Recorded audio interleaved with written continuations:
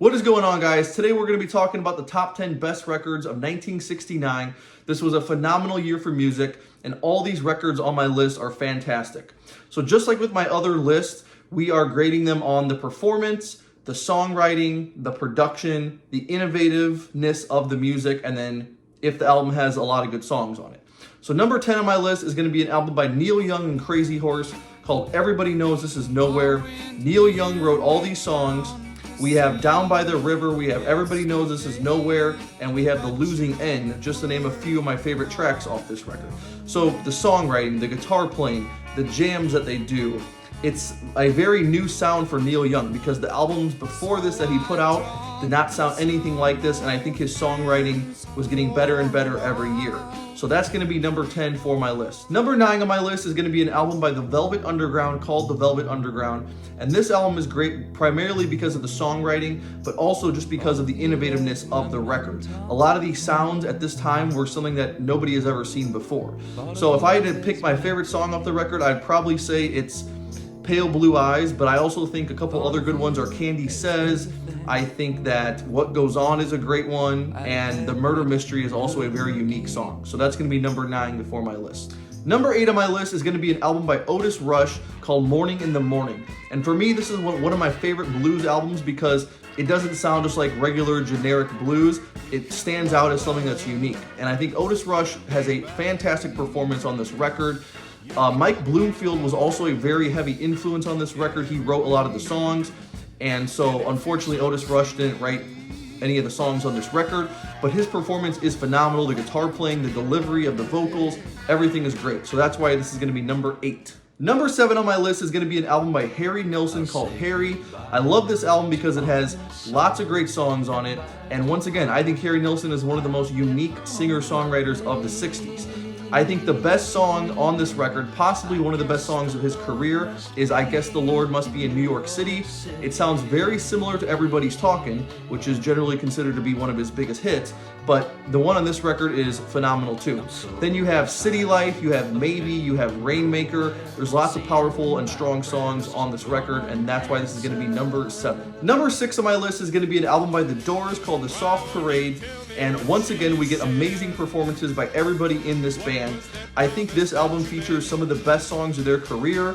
Touch Me, Tell All the People, The Soft Parade, the song is probably one of their best songs they've ever made. The whole thing is just a masterpiece, and there's not much to complain about with this record. There's a couple songs that are sort of weak, but I think I see the songwriting really improving on this record, and they brought a new sound to the record, so that's why this is going to be number 6. Number 5 on my list is going to be an album by the Rolling Stones called Let It Bleed.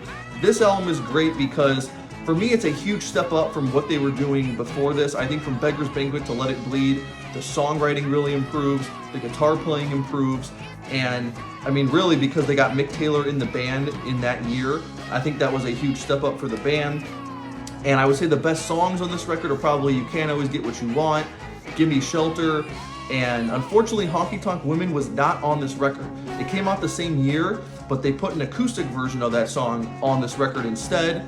I think Honky Tonk Women would have made it a much better record, but it is what it is. But other than that, there's a lot of, it's very heavily inspired by the blues and by traditional country music, so you get a lot of that flavor into the record. And overall, it's just a great record. That's why it's number 5. Number 4 on my list is a very underrated record, and that is by an artist named Townes Van Zandt, where this album is under the same title. So this guy has got to be one of the best songwriters of the 60s. Pretty much every single song on this record is solid.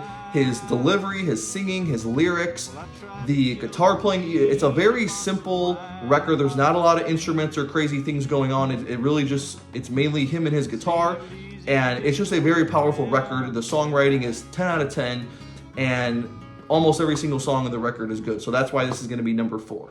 Okay, now we get to number 3.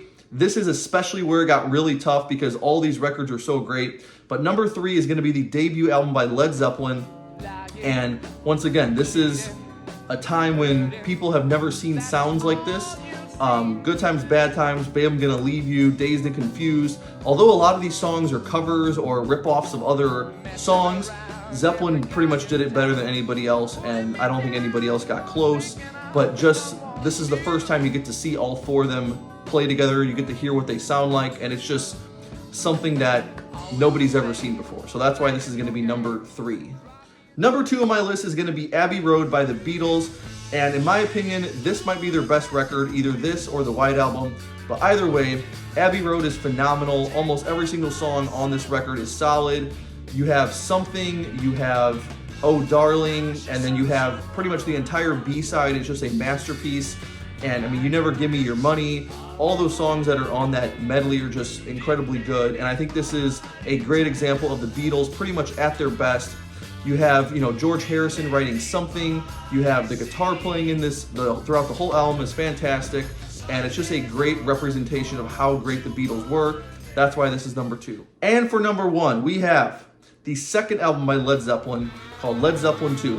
For me, this is my favorite album of all time. I think it's as solid of an album as you can get, and it pretty much has everything you want, right? You have some of the coolest guitar playing, you have some of the coolest guitar riffs, Heartbreaker, Whole Lotta Love, you have the acousticness of Thank You and Ramble On, and for me, it's just a 10 out of 10 record, and it really doesn't get any better than this. That's why this is number 1.